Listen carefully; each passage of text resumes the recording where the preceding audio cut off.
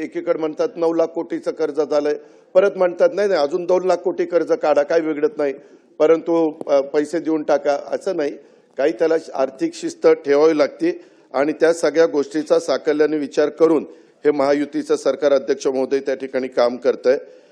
मला सर्व सन्मान्य सदस्यांना एक गोष्ट सांगायची की आपण केलेल्या ज्या काही वेगवेगळ्या सूचना आहेत त्याची नोंद आम्ही घेतलेली. आज वेळेच्या अभावी बाकीच्या माझ्या सन्माननीय मंत्री महोदयांना त्या विभागाच्या आपले आपले मतं तिथं मांडता आली नाही, पण जे काही रस्त्याच्या संदर्भामध्ये सांगितलं असेल किंवा विशेषतः काहींनी आम्ही जे काही मदत पुनर्वसन विभागाकडनं केंद्र सरकारला अहवाल जायला पाहिजे होता त्याच्याबद्दलचा पण ओहापोह इथं करण्यात आला. अध्यक्ष महोदय, त्याबद्दल मला आपल्या मार्फत सभागृहाला सांगायचं आहे की राज्यामध्ये काही महिन्यापूर्वी जो नैसर्गिक आपत्ती ज्या पावसामुळे मोठ्या प्रमाणावर हानी झाली त्याबाबतचा सविस्तर अहवाल आम्ही राज्य सरकारच्या वतीनं 27 नोव्हेंबरला पाठवला.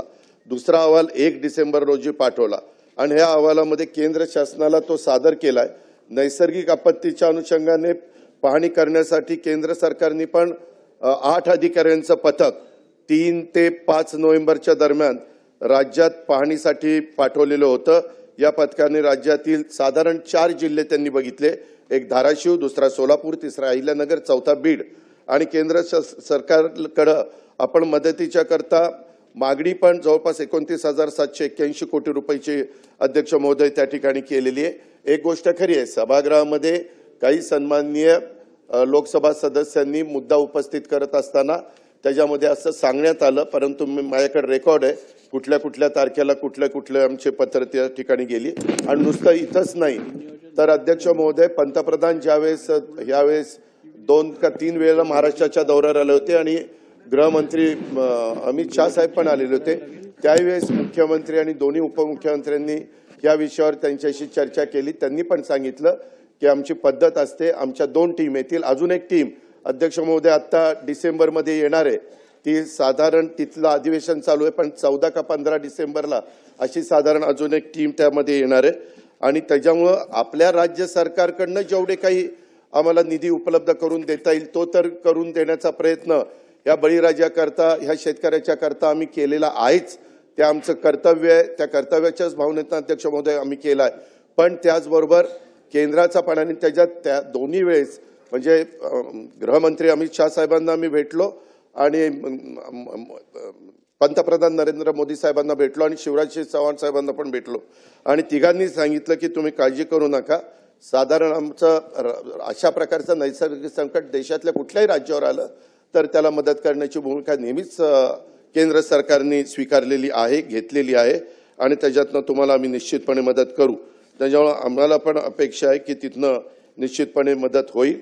त्याचबरोबर डीबीटीद्वारे देखील ह्या सगळ्या रकमा देण्याचा प्रयत्न, मग बियाणं असेल, इतर बाबींच्या करता असेल किंवा जे मदत आम्ही शेतकऱ्यांना केलेली आहे त्या मदतीच्या बाबतीमध्ये असेल ती पण देतोय. ह्याच्या व्यतिरिक्त अध्यक्ष महोदय, जर कुठल्या सन्माननीय सदस्यांच्या मतदारसंघामध्ये काही शेतकऱ्यांचं नुकसान होऊन देखील त्यांना मदत राहिली असेल तर त्याच्याही संदर्भामध्ये दर आठवड्याला मुख्यमंत्री महोदय कॅबिनेट मीटिंग घेत असतात. त्या कॅबिनेट मीटिंगमध्ये पण आमचा आढावा असतो आपत्ती व्यवस्थापनाच्या संदर्भामध्ये आणि मदत पुनर्वसनाच्या संदर्भामध्ये कृषीच्या बद्दल की काय काय परिस्थिती आहे आणि त्याचा आढावा घेऊन तशा प्रकारच्या सूचना ताबडतोब चीफ सेक्रेटरीला देऊन त्यांच्या मार्फत सगळ्या राज्यातल्या जिल्हाधिकाऱ्यांना तशा प्रकारच्या सूचना अध्यक्ष महोदय त्या ठिकाणी दिल्या जातात. ही पण गोष्ट मी सभागृहाच्या लक्षामध्ये आणून देऊ इच्छितो. अध्यक्ष महोदय, आज या सगळ्या चर्चा होत असताना मला एक गोष्ट सभागृहाला सांगायची की मी आपल्या बाकीच्या सगळ्यांचाच जे विषय होते त्याला मी स्पर्श करू शकलो नाही, ही मी गोष्ट मान्य करतो वेळेअभावी. परंतु अध्यक्ष महोदय, मी आपल्या अनुमतीने सन 2025-26च्या डिसेंबर 2025च्या हिवाळी अधिवेशनात महसूल व वन विभागाच्या बाब क्रमांक 41 ते 54 मधील अनिवार्य व कार्यक्रमावरील खर्चाकरता रुपये 15,721 कोटी 8,42,000 कृषी पशुसंवर्धन दुग्ध विकास व मत्स्य व्यवसाय विभागाच्या बाब क्रमांक 55 ते 86 मधील अनिवार्य व कार्यक्रमावरील खर्चाकरता ₹616 कोटी 21,39,000 आणि सार्वजनिक बांधकाम विभागाच्या बाब क्रमांक 120 ते 154 मधील अनिवार्य व कार्यक्रमावर खर्च करता रुपये 6,347 कोटी 41,30,000 इतक्या रकमेच्या पुरवणी मागण्या मंजुरी करण्याची विनंती मी सन्मान्य सभागृहाला त्या ठिकाणी करतो। त्याचबरोबर अध्यक्ष महोदय, मी आपल्या अनुमतीनं 2025-26 या वर्षातील बाब क्रमांक 1 ते 497 मधील अनिवार्य कार्यक्रमावरील खर्चाकरता रुपये 75,286 कोटी 37,59,000 इतक्या रकमेच्या पुरवणी मागण्या एकत्रितरित्या मंजूर करण्याची विनंती देखील सन्माननीय सभागृहाला त्या ठिकाणी करतो। आणि जे बिलं राहिलेली आहेत त्याच्याबद्दल देखील आम्ही नियोजन केलेलं आहे। आम्ही टप्प्याटप्प्यामध्ये ती बिलं देणार आहे। शेवटी राज्य सरकारची एक वेगळी ओळख आहे, त्याला कुठेही डाग लागणार नाही अशा प्रकारची काळजी राज्याचे मुख्यमंत्री आणि आम्ही दोन्ही उपमुख्यमंत्र्यांना आमचं मंत्रिमंडळ घेतोय। ही पण गोष्ट आपल्या मार्फत मी राज्याला आणि राज्याच्या या सभागृहाला मी सांगू इच्छितो। धन्यवाद।